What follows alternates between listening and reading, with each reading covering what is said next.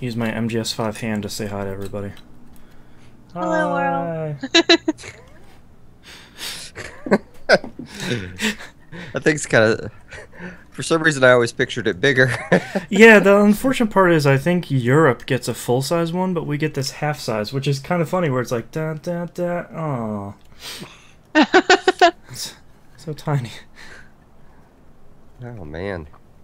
Europe always gets the better collector sets. Have you noticed that? Yeah, it's kind of a bummer. I mean, it kind of makes sense, because typically they get games like 6 months after everyone else.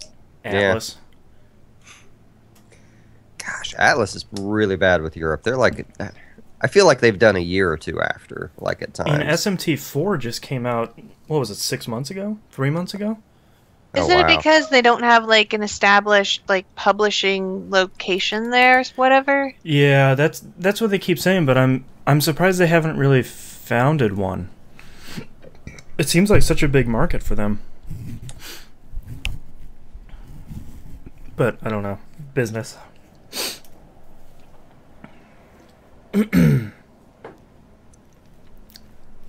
Okay. Are we ready to get started here? I am ready. Yes. Okay. Let's do it. Let's get started in 3, 2, 1. Welcome back to another episode of Picking Up the Pixels RPG Love. I am your host, Boston. Going around the room, we have Musim.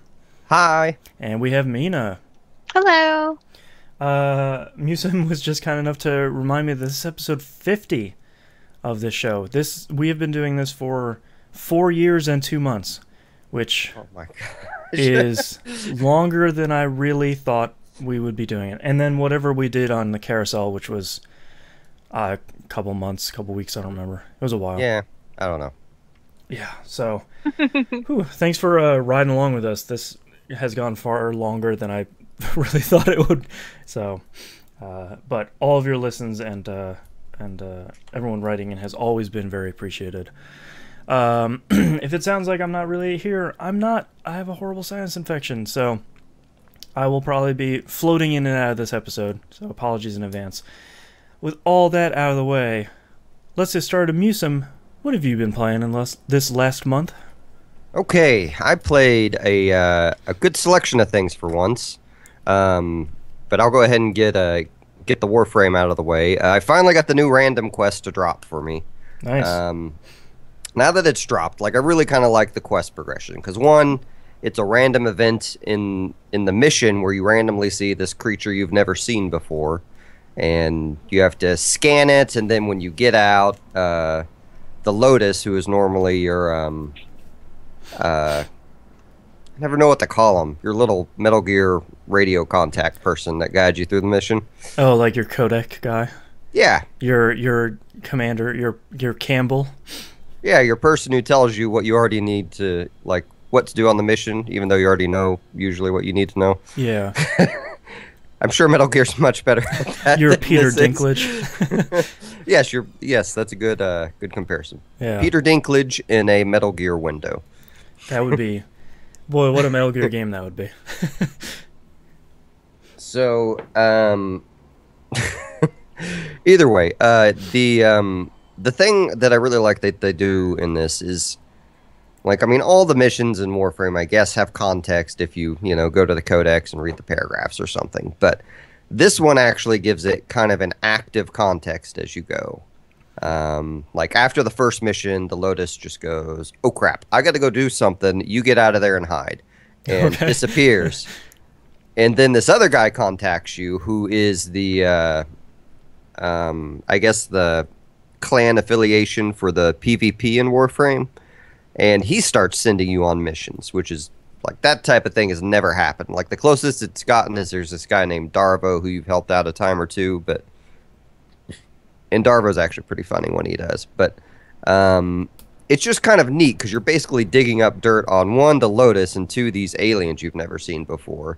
And by the end, it gets to a big reveal that is really kind of predictable, in my opinion. But the the unfortunate part about it is, like, you're going to have to be pretty high level to get to it, because, like, the quest normally drops on a planet that you have to be able to fight level 20 to 30 enemies to defeat, which is kind of the higher end on Warframe. But overall, I really like the mission. I like the route the game is going in terms of how do I put this? In terms of mission execution, like my main gripe is just how you get the mission. It's that it's a random drop on a mission, and RNG is never good. Yeah. As someone who plays a lot of Destiny, yes. Yeah. Like, looking back, every experience I have had with RNG has never been good. Like, yeah, it's never like, wow, I got the best thing the first time. Yay, RNG. Yeah. I mean, unless you're that guy, and we don't want to talk about that person. Yeah. And then Shadowrun Hong Kong released. Shadowrun Hong Kong is my favorite one so far. Ooh. It is super, super, super good. I know a lot of people like the Dragonfall Director's Cut. I have not actually played the Director's Cut version of Dragonfall. I have played Dragonfall. In, like, comparing the two, Dragonfall, I think, has a more... It's more about the primary story through the whole thing. Whereas Shadowrun Hong Kong is, here's the setup that they make you play through, and then, okay, now do a bunch of Shadowrun jobs, and now finish up the story. Okay. Either way, it's like, either way, it's like a probably 30, 40-hour RPG, depending on how fast you read. Wow. The majority of encounters, except at the very intro mission, can be, like, you can avoid violence in almost all of them. Ooh. Many of them are absolutely hilarious. I really want to spoil some of them, but I won't. Like, they go some really entertaining corners. They take a lot of twists and turns you would not expect them to. And it's, I said this on Twitter, and I think it's kind of the best description I've come up with for the Shadowrun video games. Like, you don't necessarily make a giant impact on the world in Shadowrun. And it really comes across like the movie RoboCop. Because in RoboCop, no matter what happens, at the end, OCP is still going to own the cops. Right. And Shadowrun's kind of that same way. You're going to fix one problem, but the world is still completely screwed. Yeah, you're not the world's savior like in so many JRPGs. Yeah. The setup for Shadowrun Hong Kong is you are an orphan that was paired up with this other orc that are from Seattle. And basically this... I just forgot his name. And I don't want to spoil anything. So, okay. You're picked up by a Chinese guy who takes you in and raises you as his children. And then you get thrown in prison for X amount of years. You get out and get a message from your foster dad to meet you in Hong Kong. And he sent one to your orc brother too. And the game starts with you showing up in the harbor to go look for him. From there, things happen. Obviously, you become a Shadowrunner because that's what you do in Shadowrun. It's on the tin. They completely revamped the Matrix in this. If you're not familiar with Shadowrun, the hacking, like Shadowrun's from the 80s, is before the movie franchise, The Matrix. Yeah. Actually, it might have been early 90s, but either way, it's before The Matrix. But they had a Matrix in it, and it's exactly what you think. You plug in and hack computer files and things. It's very kind of Tron-oriented. One of the Kickstarter goals was to revamp The Matrix, and in previous games, The Matrix was just another combat area where you just had slightly different tools to interact with it. Now The Matrix is this... it's kind of more about, like, dodging all the sentry... Like, they call them ICs. You basically have an IC that goes on a set path that's kind of drawn on the floor, and it has an area of vision. And generally, like, you have an alert meter where if you mess up and let too many of them see you, then that alert meter will max up. Everything will attack you in the computer, and then the alarm in the physical building you're in will go off too. Oh wow.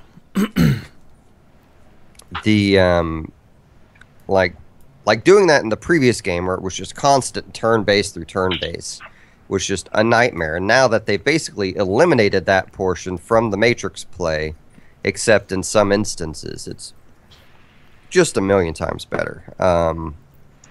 They have they have better mods that you can equip to your decker. That's what they call hackers. That will improve their movement speed while they're in the Matrix and things like that. They just did a fantastic job. And the previous Shadowrun games, they had good soundtracks. They didn't blow me away. This one, the soundtrack is freaking awesome. Like, I think the guy's name is John Everett, something like that. I don't know. He did a fantastic job. I'm excited to hear what else he has to do.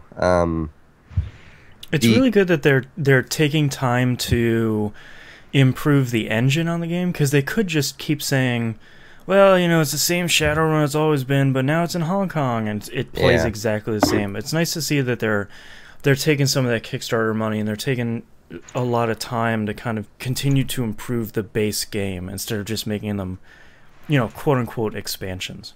Yeah. And honestly, after playing this game, it really left me wishing that they had a budget for like a serious animator, because I think they have a really cool art style with this game, but there's barely any animation in the game. Right.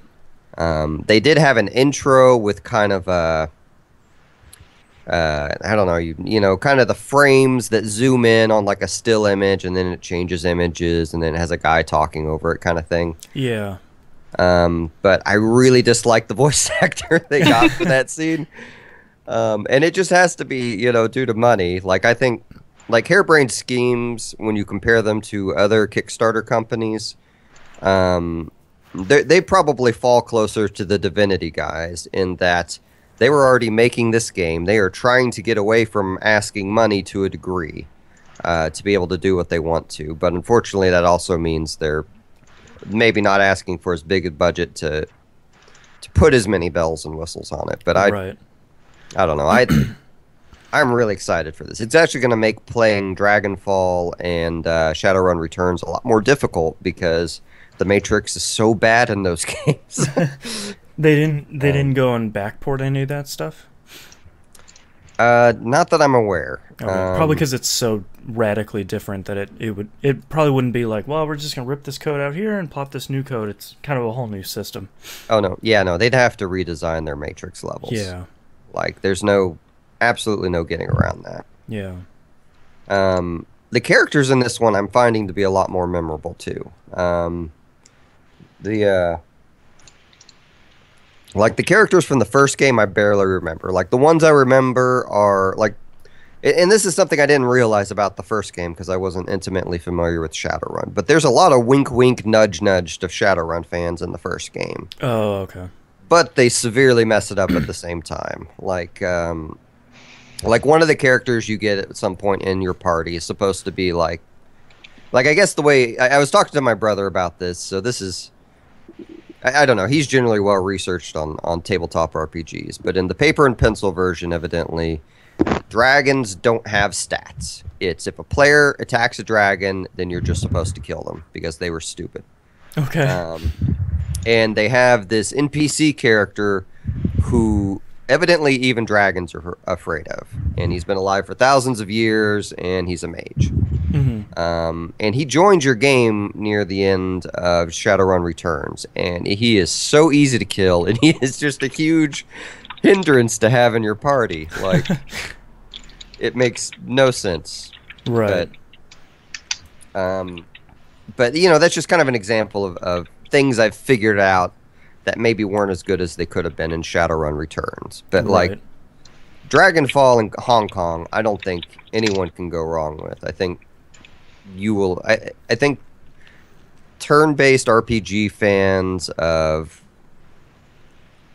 I don't know. If you like Baldur's Gate and you like XCOM, but maybe you don't want something as hard, I think you will like Shadowrun. Yeah. Trying to think of what else they added to it. Nope, that's it. Okay. I mean, there's certainly nothing wrong with another great entry in a series that everybody seems to love. So, Yeah. And then they kind of improved something that sounded like it was kind of a pain. That was good that they went kind of above and beyond. Well, and it's inevitable in a Shadowrun game that at some point you're going to have to protect the person decking into the computer from physical people while they shoot at you, right? Right. And having those combat turns, like, it's just really frustrating because you'll get 3 turns in the real world and then 1 turn in the digital world, kind of thing, you know? Oh, right. And when everywhere you walk in the digital world is okay, you can move 8 steps and then your turn's over type thing. Like, it's just it's really not good. And like the new one, you don't have that anymore. You literally just dodge. And I never even actually figured out when it decided to take you out of the Matrix. Like, right. The timing for it never made sense to me. So, but anyway, let's see. And then after Shadowrun, I actually started another game of Shadowrun, and because I played a different class in Shadowrun. I played a rigger decker, so I was a hacker, and I had little droids that followed me around. And then I started a new game where, because I didn't like I had a misstep when I started Hong Kong in that I rolled up an adept like I'd played the previous 2 games, but I put all my points in the spells, and then it started and it didn't give me the spells. Oh boy. Because I have to go buy them. And I got my butt kicked in the first mission because I'm a melee class and didn't work out. So if you do an adept, put all your points into physical attack stuff and then buy your spells after you get past the opening mission. But yeah. I don't know. Yeah, really good game. I'm a little ways through my second playthrough. I don't know if I'm going to go all the way or not. I'm kind of cheating my second time through. Let's see, what else? After that, I was just kind of wandering around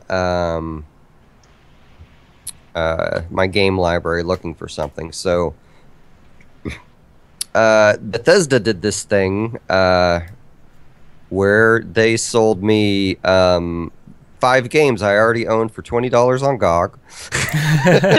Go on. Yeah, I picked up that Elder Scrolls package because it has Redguard, which I've played before, which is a weird game because it's this weird kind of platforming adventure game. Yeah. And you play like a Redguard pirate, and like the Redguards are from Hammerfell. I don't know. It's where Daggerfall happened. And I never beat that game, but I was always surprised about kind of how much I liked it. But I haven't tried it again yet. It comes with Battlespire, which is the game I was really wanting to play. Because although I own a physical copy, I only got it to work once in the 90s. And the way it worked was I literally had to boot my computer into the game. Like, I had a special boot up disc. Oh, wow. And I literally played it once, and I don't remember a thing about it or anything I did. So my hope was to play Battlespire and do it on a stream. But unfortunately, because DOSBox and streaming software don't always see eye to eye, I never could get it to work. So then I settled on Arena, the very first Elder Scrolls game, which I promptly went to Skyrim and took a picture of the map and posted it to social media and said something in the neighborhood of, "Man, Skyrim hasn't aged well." Just to trip everyone else. Yeah, other Jay-Z showed up and kept me company as I was playing through Elder Scrolls Arena. So that game kind of makes your eyes bleed, like the graphics. Yeah, that game is aged. It does not have good textures, and on top of that, like, I copied in my old save games, and like, my logbook was cleared. Like, I had no quests, which is an issue. Yeah, what do I do now? So, like, my hope was, because I already had 6 pieces, like, in Arena, you're supposed to gather all the pieces of this staff to go fight the Mad Emperor in the Imperial Province, where Oblivion takes place. And I think his name is Jagger Thorn. I always want to call him Jaeger Thorn, but whatever. And I have like 6 of those pieces. So that entire session was me running around trying to figure out where the heck I get this quest. And then I remembered, oh, right, an FNV lady gives me a dream for the quest. And I went to sleep a few times and it didn't happen. And then I did a fetch quest for one of the cities in the Black Marsh. And then I was like, I can't deal with this anymore. My eyes are killing me. And went to Oblivion. So going to Oblivion after playing Arena, it's like I was so blown away by the graphics in it. Like I had all the graphics mods going and like, man, this game is really good looking. It's so pretty. It's yeah, I kind of just did a story mission or two while I was in there, and then did a couple mages quests, and that was it. But Oblivion's a pretty neat game. I don't think I'll play it again this week, but yeah, I mean, you almost don't want to dive into it because if you dive in a little bit, you have to go all the way.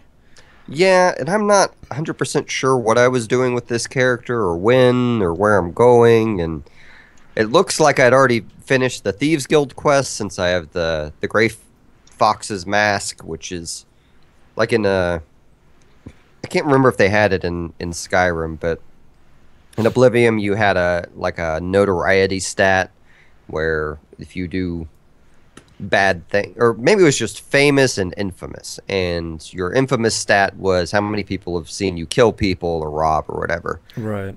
And the Mask of the Grey Fox basically has an enchantment on it, so that while it maxes out your infamous level when you wear it, your infamous level goes back to 0 or whatever it was before when you take it off. Oh, okay. So it's very handy if you want to do evil things. And last but not least, I started a game that I have been playing since around 10 a.m. this morning up until about 10 minutes before this podcast, called Xenoblade Chronicles. Oh my gosh. What are you playing it on? I am playing it on the Wii. Okay. I do not have money to go buy a new 3DS. That's understandable. And plus, I really like my Persona 3DS, and I don't want to switch. Yeah. And I know, the whole 3DS, I'll have to buy the new one and transfer all my crap over, and now it's just a decoration, and I don't. And we both did that once. We don't want to do it again. Yeah. Amen. Digital fist bump. So did you get to the plains, the Guar Plains or whatever they are, the place that's the prettiest and has the best music? No. It's so good. I'm barely, I know I've spent, according to the calendar, I've spent 6 or 7 hours in the game, I think. And I don't think I am, I went through the first major event. Can I spoil the first major event? Is that an okay thing? I think so. I think it's old enough. Spoiler warning for anyone that wants to play it again. Yeah, and this is really just something, if you ignore all the side quest stuff that I kept compulsively doing, you could see all of these scenes within an hour or two. Oh, yeah. Instead of what took me 4. But, so the game starts out, and obviously you guys already know this, so this is just for the audience, but the game starts out, and you have your main character, you have his female childhood love interest, who, they both very much have a thing for each other, and there's this race called the Mechons, who can only be defeated with the special sword. I'm going to forget the name. Monado. Thank you. I remember it because it's so dumb, but the sword looks so cool. I have no memory for names lately. I remember it just because of their British accent and the way they said it. Just it's ingrained itself in my head. I'm like, I love the British voice acting too. Yeah. Oh, I love it. Oh my gosh, the Rhine. They always Rhine's time or whatever. What is that guy's Rhine name? Time. Yeah. Oh my gosh, his voice is my favorite.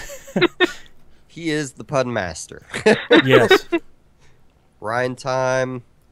It's I don't. He had a rain one too that he did. Oh well, but like the thing that tripped me out is you're just kind of going about trying to figure out what the Monado's about, and you're thinking, okay, here's the notice me senpai female character, and you're thinking, okay, they're gonna have this big love interest later on the line, and there's a character of what I thought was her on the front cover, but maybe I'm wrong. Because when you get back to town, like all the Mechons have raided and are killing everyone, and they're eating people, and I didn't. Yeah, what's up with that? I didn't realize that was a thing. Gory. Yeah. Yeah. And and then and then you have this really big, long, dramatic scene. Like it's literally like 5 minutes. Like I'm gonna downplay my point with this, but the female love interest gets inside a mech and starts fighting this indestructible Mechon. Oh, right. And they like fake kill her at least like 3 or 4 times in the battle before they real kill her. Yeah. And then it just keeps playing on. I kept like they fake killed her so many times. I thought she's just gonna get back up. What are you talking about? Yeah, she's the real hero of the story. Like piloting a mech. How am I going to improve my affiliation with her if you don't give me her back? Oh, you aren't. Yeah. Okay. Whoops. She is dead and gone. Like that was a character I'd had in my party. I'd like ground out some equipment for. Like you've gone through all these side quests. Like if you aren't like me and you don't spend like 4 hours just doing random crap, wandering around, and then discovering you can jump off a ledge and land in the water 20 stories down. Oh yeah.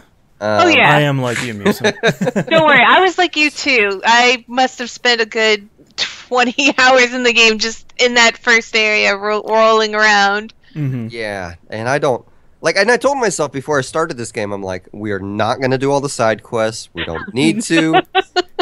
You're going to burn yourself out. Over here. Collect stuff for me. Oh man, and like they're so easy, most of them, because it's just. Get the quest, kill it, and it automatically gives you whatever you're doing. Yep. Yeah, but then the bad part is, now there's 5 more. Yeah. I have more work for you to do. Here's 5 more quests. And just like, no, but they're all so easy too. 5 hours later. Yeah, this game could use a Assassin's Creed Brotherhood-like bank where I can just make a team of guys and send them on the quest. Yeah, you guys collect these plants. You guys go kill these alligators. I got stuff to do with mechs. Yeah, at a certain point, I think... what's the main character? Shulk? Shulk, yeah. Yes. Shulk. At a certain point, it should have occurred to Shulk that outsourcing could be a thing. Yeah, exactly. You really have a business going here, Shulk. Like, get Shulk Industries LLC going.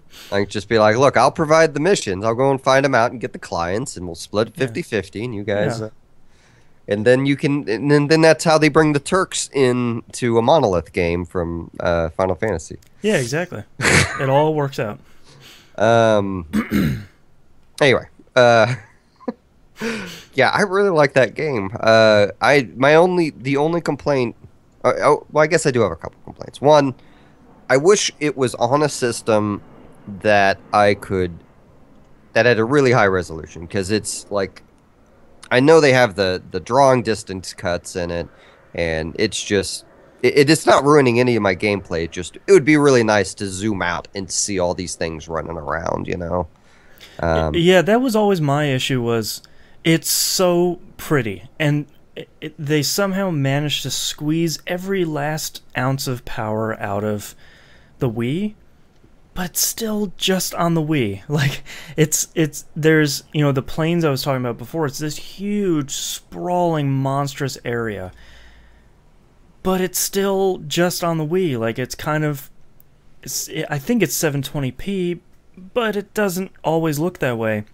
When they were talking about remastering, I was like, yeah, it's going to come to the 3DS. Okay. Now we're going to make it smaller. Cool. Yeah. It's so pretty. It just needs more power.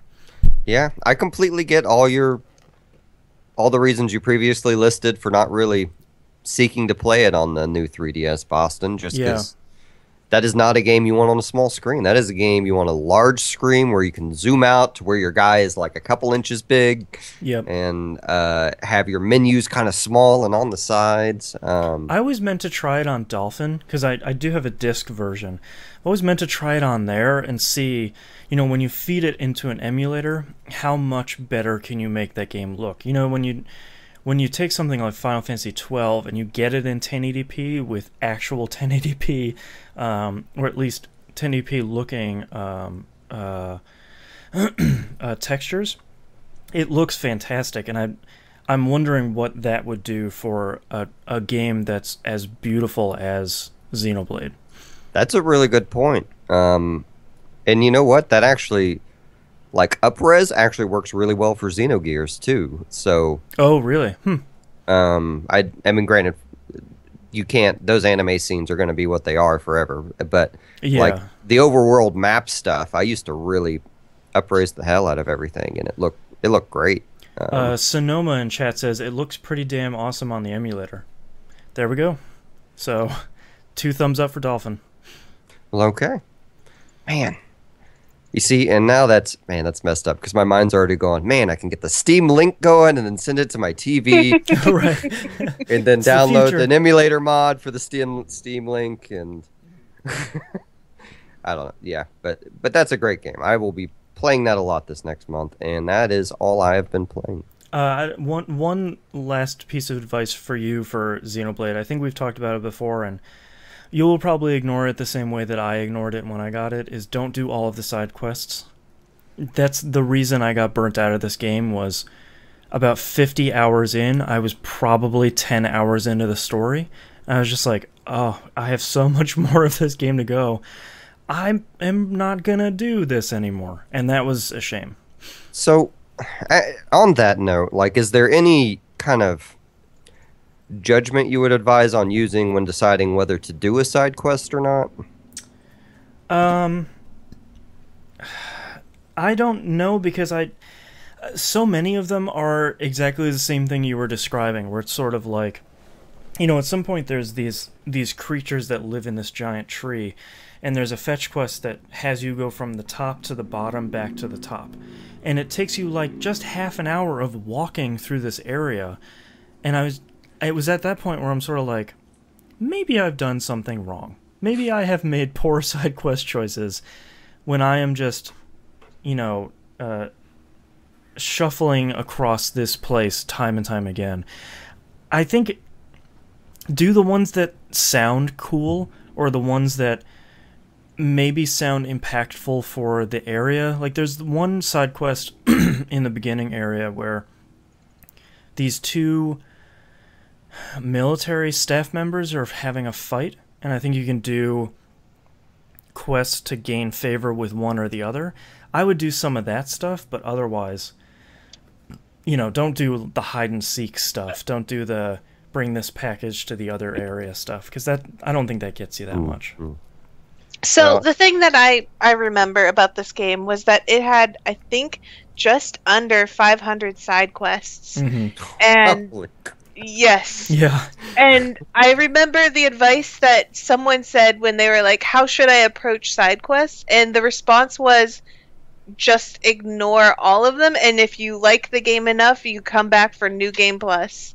Yeah. Like, they're like, you try to make an attempt at that 500 side quests, you're going to be putting in 200, 300 hours into the game just trying to do that, and they're and you'll be upset. Yeah, and I don't remember really needing to grind in that game either. I don't think you really got anything out of grinding. Yeah. Well, okay. Yeah. That sounds I would say forgo the side quest. If the side quest is in your way, do it, but just kind of... There are some timed ones, and some people recommend just looking up a guide and writing down which timed ones there are and doing those. Oh, right. But then some people say just skip them and do it in New Game Plus. Yeah. So what extras do you get in New Game Plus? I don't remember quite what New Game Plus what entailed, because I never actually beat Xenoblade Chronicles. Yeah, I didn't either. I would look it up. and because I did the same thing that Boston did, the same situation where I got to a certain point where I'd done every side quest up until this moment, and I was just so burnt out on the game. I was like, I'm kind of done right here. Yeah. There's other games I can play, and that's pretty sad. So I think that what that one person said about just don't do side quests, that's probably the best advice, because none of those rewards are all that worth your time. Yeah. Okay. Okay, well then maybe what I'll just do is I'll just get them as I see them, and then I won't actively pursue any of them, and just the ones that accidentally finish, then great. Yeah. Yeah. That sounds good. So. Cool. All right, Mina, what have you played this past month? Okay, so because you were talking about Bravely Default last month, a bunch of my friends were re-listening to the podcast, and they were like, that Bravely Default game sounds kind of good. And so they started saying, okay, let's go get it. And now I've got 5 of my friends playing Bravely Default. I'm so sorry. and I had to start up a file because they were like, oh, we need to grind this and that. And I was like, you know what? I'll help. I'll level up one of the characters up here for you, so you can all leech this character's stat. Oh, yeah. Just leech his abilities. So I did that, and then I started playing the game. And yeah, everybody's having a really good time, and I think what's helping them, because they're all on past chapter 5, and not a single one of them complain about the stuff that happens in Bravely Default at all. But I think they've got this thing in their head where they're like, we already know that there's going to be this moment where we're going to sit there and go, are we really going to have to do this again? And so they come in with that expectation, and they're not let down at all. Right. So they seem to be having a great time, which is good, because I really like Bravely Default. And that I was playing that. The other game that I've been playing an uncomfortable amount of game time, and I will never look up how much time I have poured into this game, especially in the most recent days, is Diablo 3. Oof. It's so good. So, new season just started, season 4. Oh, man. So, I made a season character, and it just started, like, I don't know, maybe, is it a week ago? Who knows? And, I already have, the Paragon level 330. Nice.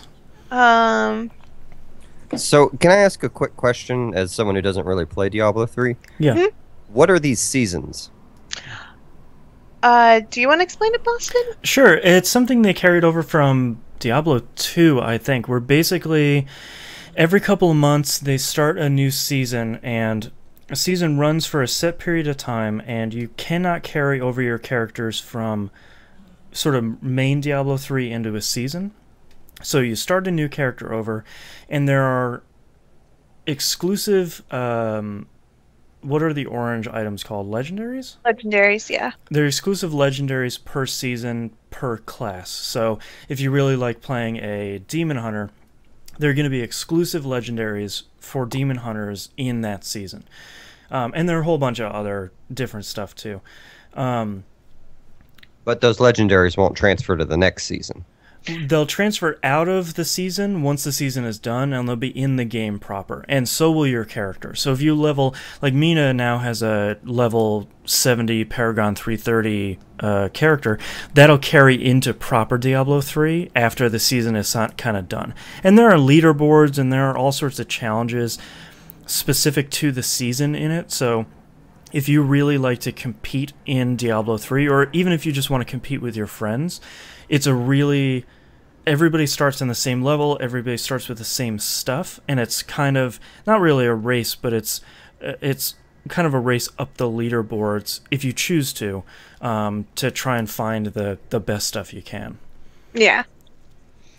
And yeah, so at the end of the season, all the stuff that I've gotten from this season is all going to be combined with my main account. Yeah. So Oh, weird. Okay. It's really cool. It's a very nice system. So I started this season, and I have made a very crazy build. I am very excited about it. I'm playing a witch doctor, and my build requires me to be in a chicken form. I shift into a chicken, and I run around with a giant poison aura, poisoning everything around me on the field, and meanwhile clucking and just running across the entire field at the speed of light. Like, That's amazing. I'm a green Sonic the Hedgehog, basically, moving across the screen. Nobody can keep up with me. I just race across the screen and have a blast. That's crazy. It's a viable build. It is somehow viable, and it is amazing. Wow. So, I'm having so much fun with this, and I know that this is definitely not like the best build for a witch doctor at all. There's so much wrong with this build, but it's definitely fun, and that's all I care about is having fun. So, let's see. So this time in the seasons, I don't know. Have you looked into much of Diablo 3, Boston? No, I primarily play on the PS4, which doesn't have seasons. It gets all the other stuff, it just doesn't get seasons. So, well, there's too much hacking going on the console versions. So, because all this stuff, unlike the PC version where it all gets saved server side, the consoles save all their stuff locally, so people just hack that stuff apart. So, yeah, it's okay though, because otherwise I would be playing that pretty much constantly. Oh, okay. So, well, my question is then, do you still get like the seasonal stuff when the season ends, or? I think they get put in the normal item pools, I believe. Oh, okay. So they just remove the whole season aspect and just give you. That's cool. That's good. Yeah, at least. I think so. If not, then it comes out like with the next patch that comes out, because we just got the patch for the cube. Yeah. Cube? Oh, that is the best thing. That thing is super cool. Have you actually used it? Not yet. I remember it from Diablo 2, and I popped in Diablo 3 to do the new area, and then unlocked the cube, and I went, oh no, I need to not play that. I have other things to play. I can't be doing this. I love the cube so much because it is taking a lot of builds that I used to think, oh, if I could have only had this and this, if only these two things could coexist in a world, I would be so happy right now. But it doesn't. So this has opened up like so many more builds in the game, and I am having. I can honestly say that every time they do something with Diablo, I'm having more fun than I had previously. Somehow. It's crazy too, because when they launched Diablo 3, what was it now, 2 years ago, almost 3? That game was not nearly the same game it is now. They have radically changed so much of the game, and I think the more they continue to put into Diablo 3, it looks even more like the Diablo 3 that the haters wanted originally, where they were kind of expecting Diablo 2 Part 2. So much of what they've done to Diablo 3 has made it that, but in a really positive way, without kowtowing to what the most vocal critics of the game wanted. I will say, when I first looked at the things that were going on in Diablo 3, I was not very positive about it, but definitely when they had a new team take over in Diablo 3, and this team kind of knew what people wanted. We wanted loot. Yes, I want all of the loot. It's pretty simple. Just give us the loot. I want loot in a loot game. loot in a loot game, and you will pretty much make anybody who plays Diablo happy. Yeah. Um, so yeah, I'm having so much fun in Diablo, and I played way too much of it lately. It's so But good. it is. I highly recommend it. I play it on PC, and if anybody wants to join a clan or something, I can send an invite out. I will play with anybody. I don't care if your skill level. I will get to do crazy chicken things. You can watch me scream across the screen with Sonic the Chicken. Yeah, really. Some of my friends are like, all I see is a green streak going across the screen. It's post in amazing. the forums if you're interested in playing with Mina and Sonic the Chicken. It's pretty fun. But that's really all that I've been playing. So for me, I've played a little bit of a couple games and a lot of one. So let's start with the little bit. I know I talked about it last month, but I finished Steins Gate, and it's now officially released in the U.S. So, we talk about visual novels in this game every once in a while because nobody really talks about visual novels pretty much anywhere. Steins Gate is easily one of the best visual novels you can play. I think my clock at the end of it was 45 hours, and that's with getting all 6 endings for the game. It's outstanding. I definitely don't want to spoil anything, but it's an incredibly well translated story. The voice acting is great. The storytelling is amazing. They give you enough science to make their sci-fi time travel love story make enough sense. I get the impression that some of the science is real and then some of it is kind of like Metal Gear science. It's outstanding. I cannot recommend it enough. I think if you're interested in visual novels, I think Steins Gate is probably a really great place to start. I think either Steins Gate or 999. I think both of those games are of the same quality. Steins Gate is a true standard visual novel where there are no puzzles, there's nothing like that, it's just storytelling. And then 999 is kind of a balance between storytelling and puzzles. I think it's outstanding, and I cannot recommend it enough. I'm going to stop talking about it before I spoil anything. It's really great. Another great visual novel / adventure game / puzzler is Life is Strange, and I finished episode 4 over the last month. And man, that series came out of nowhere, and each and every episode continues to get better and better on top of the last one. And obviously, since it's episode 4 out of 5, I can't talk about anything for fear of spoiling it, but I really hope Don't Nod doesn't screw it up. If they don't, then that's going to be one of the sleeper hits of 2015 easily. And if their track record is any indication, they will probably have all 5 episodes out this year, which will be great. Because if episode 5 turns out really well, I really want to encourage as many people as possible to go check that out, especially when it is the full package. Okay, on RPGs. I played a little bit of Dragon Age Inquisition because the second DLC came out. I don't remember what it was called, but Is that the one where you go into the deep mines or deep roads? Yeah, it's Trespasser or something like that. That sounds right. So I figured, oh, well, I'll go buy that, but I have to finish up the first DLC real quick. Oh, I am having a real hard time getting through that first DLC. I just don't care. So is this a self-inflicted order, or do you actually have to play through the first DLC? Oh, it's totally self-inflicted.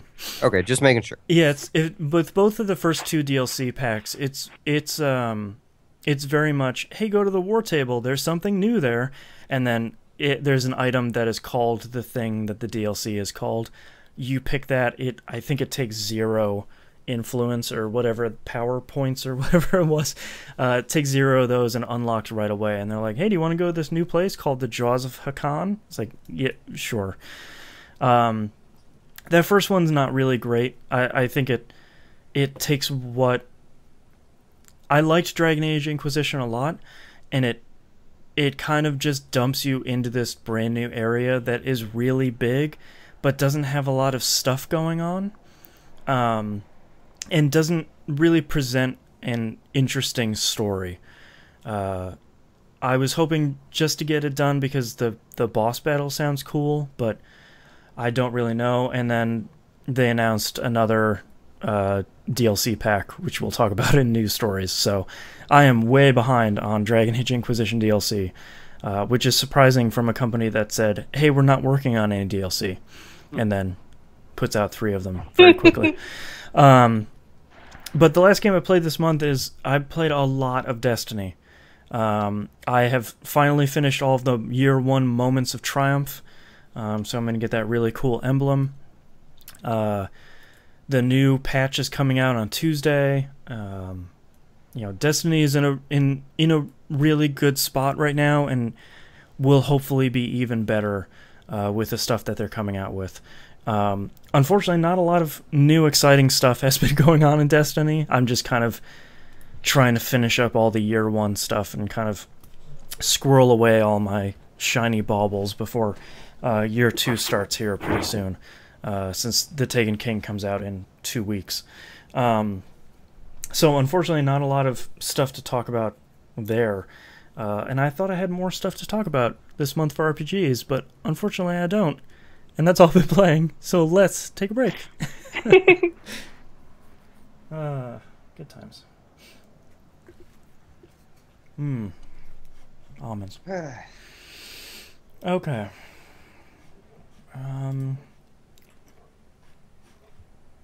Nothing there.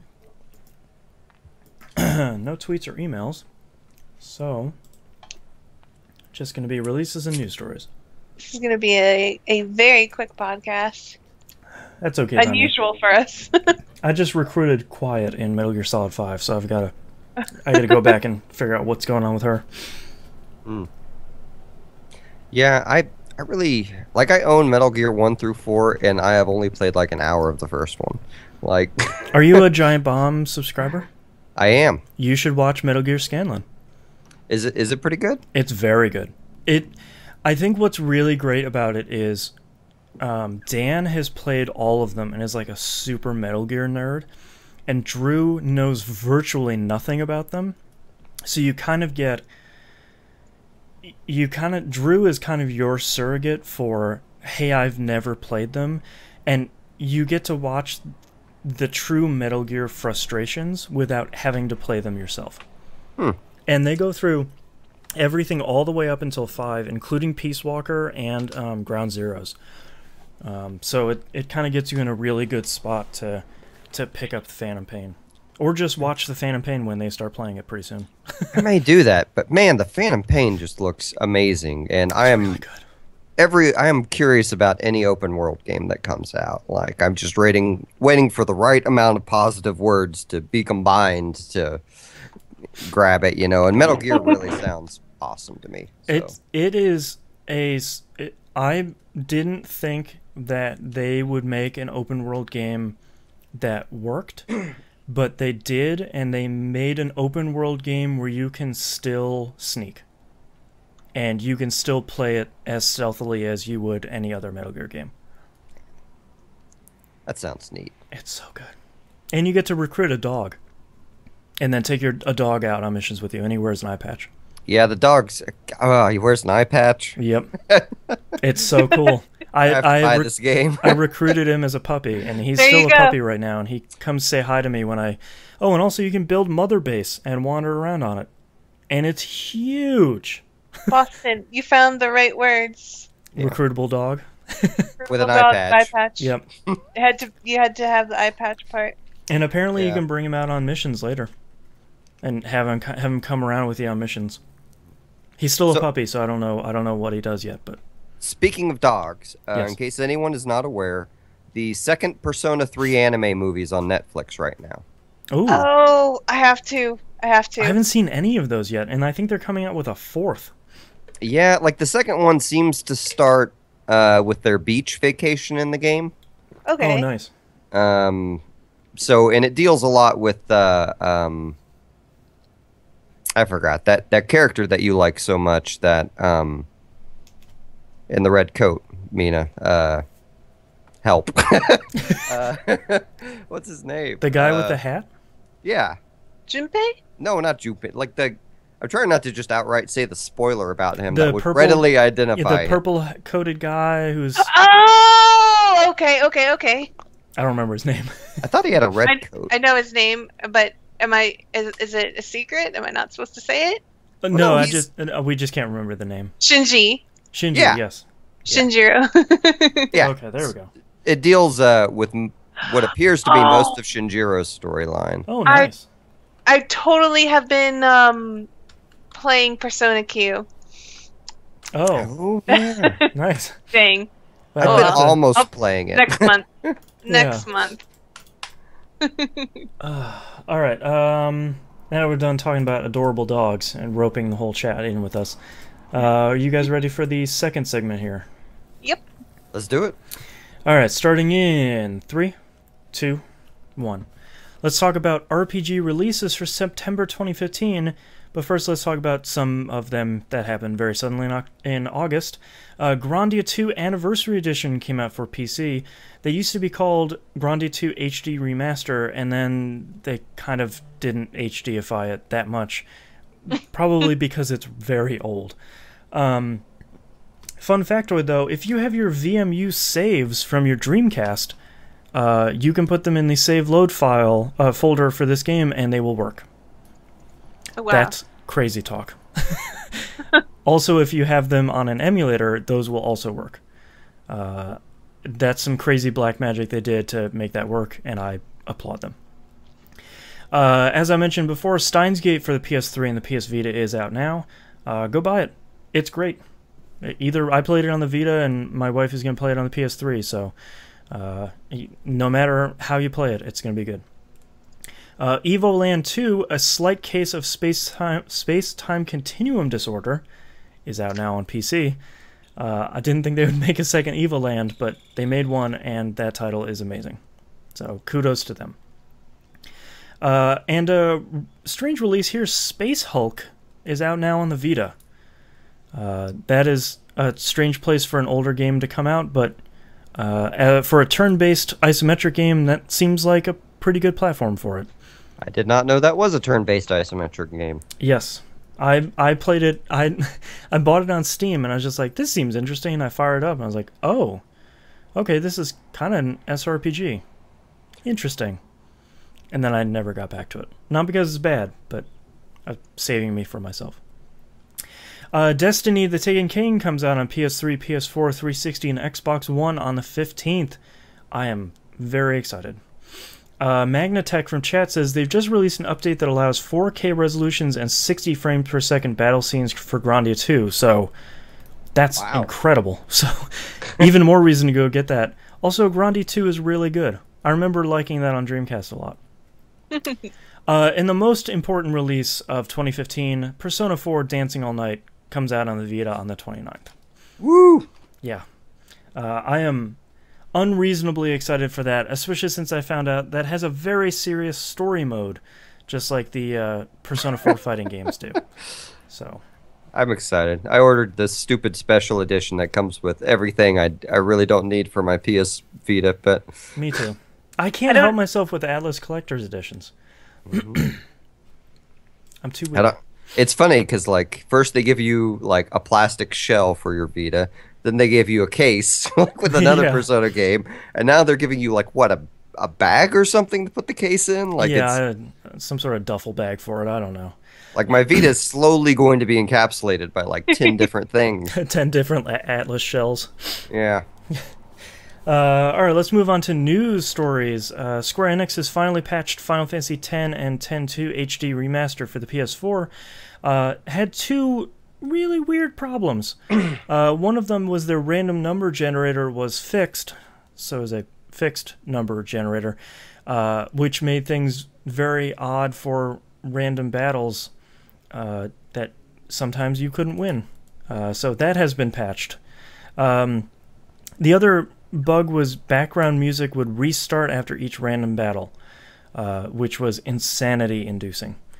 So thankfully they've patched both of those. I'm genuinely surprised they patched both of those. I thought they would just say, well, thank you for the money, but we're good. So play the PS3 or the Vita one if you really care about that. But in other Final Fantasy news, Final Fantasy 15 has been confirmed for 2016, and Square Enix will be holding a special event in March 2016 to announce the release date. Oh. Wow. So this is your release date announcement. The announcement for the release date. Square Y. Square. So I'm expecting that will probably come out in like November 2016. If their announcement is in March, I'm not expecting them to say, surprise, it's in stores next week. That's not how Square works. And the development of 15 has, even though they have put an entirely different team on it, still sounds like it's been really tough. So I'll be curious about the collector's edition. Like, are they Yeah. gonna have like a here's the $10,000 version that comes with the car? man, I would be happy if they had like a $200 version that came with like an RC car of that black Oh. car they drive around. But Dude, an RC car? I would take that. yeah, see, I'm available for marketing consultation. Square. Like, I'm not even much of a Star Wars fan, and that BB-8 toy looks freaking awesome. So does. it's like, yeah, Give me something I can drive. wireless electronics. Let's do it. Yeah. Oh man. So I'm still hoping Final Fantasy 15 is going to be good. I liked that demo a lot. I hope that is indicative of the final version's quality. If not, I'm going to be really disappointed. Final Fantasy 13-2 was really good. Let's keep up that level of quality here. Next news story here, Dragon Age Inquisition Trespasser DLC was announced. Seems like it's going to be the last pack. Comes out this week on September 8th. Takes place 2 years after the end of the game. So, for game reasons, that will be interesting. It sounds the most interesting out of all of them, judging from that trailer. That trailer was really good. And really funny. You got to see a very angry Inquisitor upset that things won't stay fixed. Yeah. It reminded me of that speech from the Invincibles of like, you remember that moment in the beginning where they're interviewing him and he's like talking about saving people and how it just gets messed up, and he's Yeah. I don't know. Sorry. Yeah, I don't. I'm kind of curious to see how this. I'm expecting it to lead into another Dragon Age. I hope, because I like the Dragon Age games, but I'm kind of curious to see story-wise where they take the tail end of this DLC into the next game. Yeah, I won't spoil anything, but very excited. Amina, are you gonna pick that up, you think? Yes, 100%. Okay. Very curious to see what they do, huh? Definitely. Yeah. Next news story here, Guild Wars 2 is going free. That doesn't end with to play. That just is free. What? Yeah, they it sounds like they are just releasing the base game for free. It sounds like they're going to do, continue to charge real money for cosmetic stuff, but it sounds like they will be charging for expansions, and the expansions will contain raids. So it seems like that's how they'll kind of continue to string people along for some of these expansions. But that's kind of crazy that you'll just be able to get Guild Wars 2 for free, and I hear that's really good. Their model was always kind of crazy, though. Like, pay for the game and you get everything and don't have to pay a monthly fee. Wasn't that them? I think that was Guild Wars 1. Oh, okay. I believe. And I think Guild Wars 2 was, you can buy it, but it's really cheap. And if you want some cool cosmetic stuff, you can spend some money. But if not, that's totally cool. No worries. You don't have to spend anything. So, interesting. A pseudonym in chat says, the free is still mostly a trial. I mean, either way, if you can... there are a bunch of arbitrary restrictions on free accounts. That makes sense. I think WoW does a pretty similar thing, but if you can rope somebody in pretty early, then most MMOs will get people like that. Next news story here. I forgot we had another Final Fantasy story in here. The Final Fantasy VII Remake, number one, sounds like it's really far away because they say, quote, we're starting to see the visual direction. So that means that's not really underway. But they're also talking about they're working through the battle system, sort of trial and error at this point, and they're saying there's a possibility that the command battle system of the old days will not work today. I think some of us were kind of expecting that, but it's interesting to see how much they're playing with the core Final Fantasy VII. I think a lot of people were expecting it to just be regular Final Fantasy VII in 1080p, but it sounds like they're taking it down to the bottom level of what Final Fantasy VII is and messing around with some of the really basic stuff. I guess I was always expecting them to redo the fight system, but I mean, it sounded to me like they were gonna shove it in their FF15 system or something like that. But yeah, okay, 15 plays pretty well. Like, my only thing would be is I hope they keep some semblance of the Materia system, because I really enjoyed that. Yeah, and it's still such an interesting system to configure all of your party members and then kind of carry those. You never really get locked into having one member because you can just pull the material off of them and put them on another one, and then they have all that stuff. You don't really lose a lot of hard work. So, and it's weird to me that Xenoblade Chronicles basically has a Materia system in it too. Yeah, that's true. Yeah. So I wouldn't mind them building on that, but I would absolutely want all the classic. I mean, you got to have. And I'm not going to remember any of the names. Oh well, whatever. Gotta have that Materia system. I think it'll be interesting to see what they do with that. Next news story here: classic Bethesda series are now on GOG.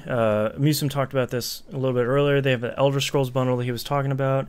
They have a whole FPS bundle. They have a Fallout bundle, which is really great because it comes with Fallout 1 and 2 and then Fallout Tactics, which you don't really need to play. But Fallout 1 and 2 are still really good. 1 probably doesn't hold up still, but I bet 2 still holds up. And then if you get any other Bethesda game collection, then you just get Arena and Daggerfall for free.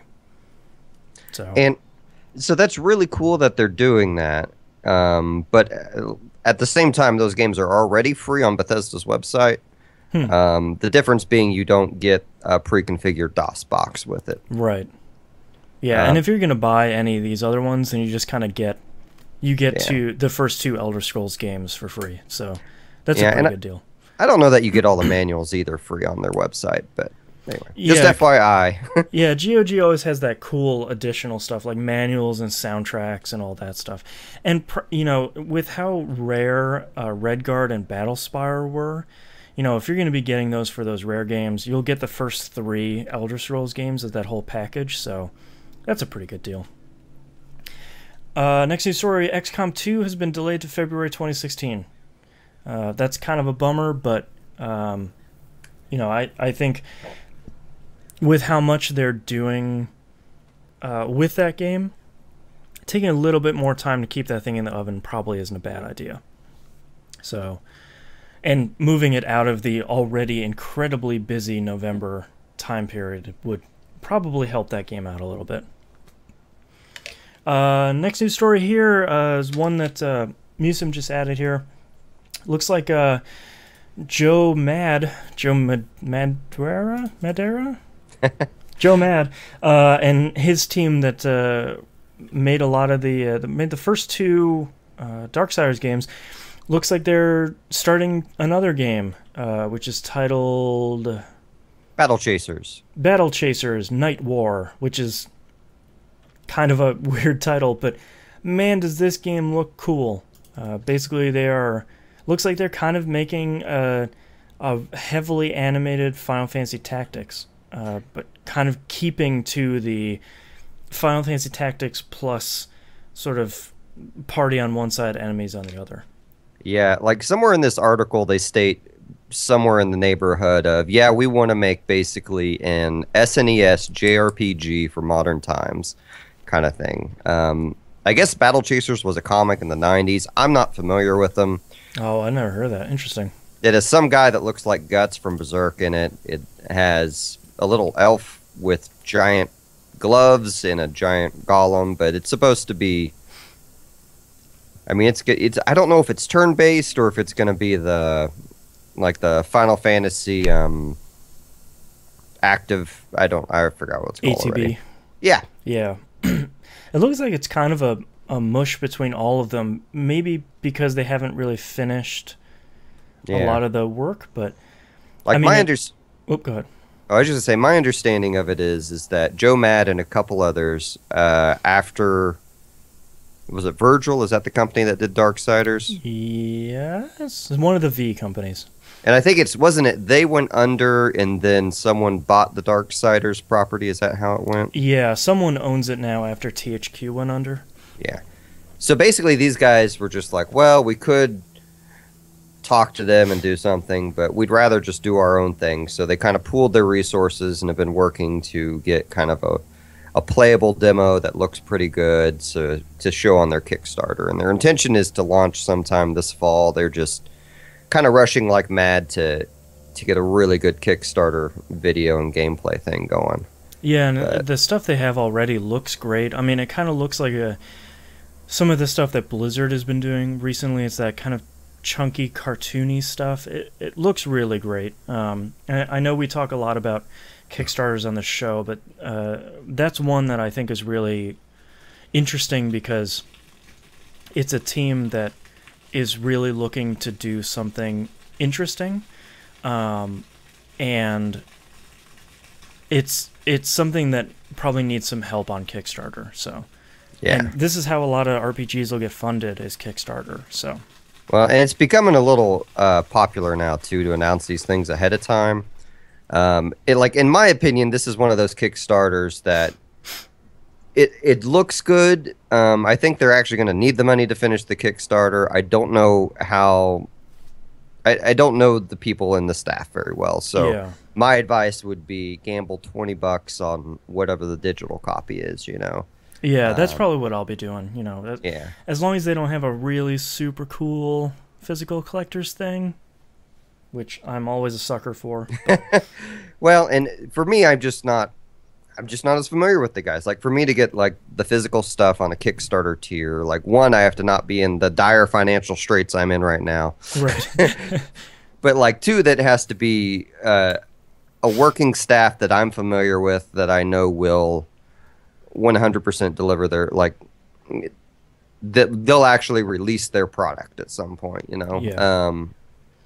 And I'm generally pretty good about researching those, but I just haven't put the time into this yet. Whenever they announce the Kickstarter and we can see the full staff listed there and things like that, I'll have more of an opinion. But I'm definitely going to back on the whatever a digital copy is tier. So.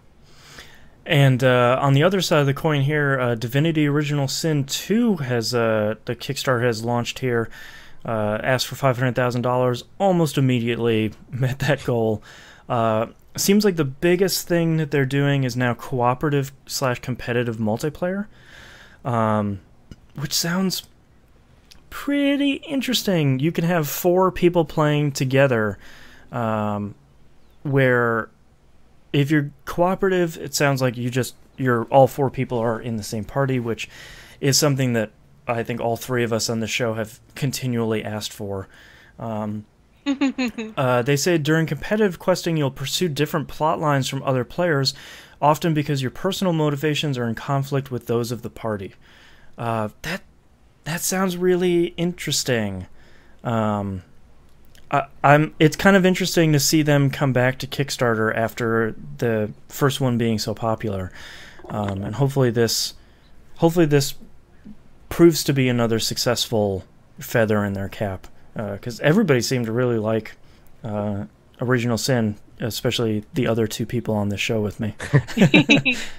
I've been meaning to go back and play it again, and either start some new characters now that I'm a little bit more familiar with the systems. But like one of the really kind of in reading some of the interviews with the staff, like what they're doing with the competitive multiplayer is you're going to have your main character you made, and then they want every single supporting cast member to be as interesting as a player character, so that when someone joins in, they take control of that character. So now your motives are that character's storyline.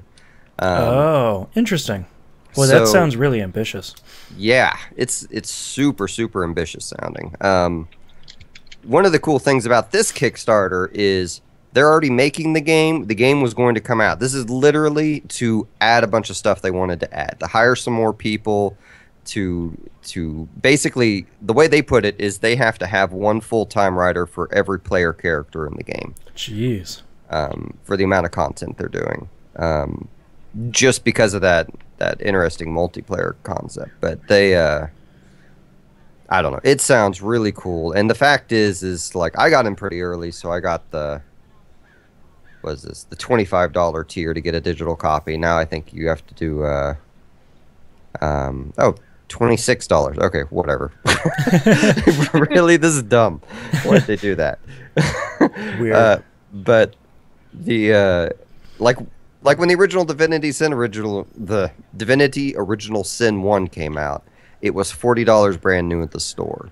So, like, I don't know what they were charging for it in the Kickstarter, but I'm running under that same logic of I'm actually saving money by doing $25 now instead of $40 later. Yeah. And there's a high level of confidence that, one, that game will come out, and two, that it will be of a quality that you're definitely not wasting money at $25. Yeah, and these guys have very much operated like the Witcher guys in terms of what they're updating and what they're fixing. Right. Which I've always really appreciated. So rest assured, whatever they bring out, if it's bad, it will eventually be good. Yeah. And that's all of our news stories for this month, and we don't have any tweets or emails, so that's actually our episode for this month. Thank you very much, everyone, for watching and listening. If you'd like to visit us, you can do so at pickingupthepixels.com. Email us, fans@pickingupthepixels.com. Tweet us at pickinguppixels. And everything else is on the right-hand side of the page. Musum, where can we find you? Right now, just musum.bandcamp.com. And Mina, where can we find you? You can find me on twitch.tv, Minako Rocket. And you can find this show and all the other shows on the E1M1 network at e1m1.com. Thank you very much, Musum and Mina, for joining me again for our 50th month. Woo! Pleasure as always. Thank you. And our adventure continues next month. All right. Thank goodness we are done, because it is friggin' hot in here. Thank you very much, everyone, for watching.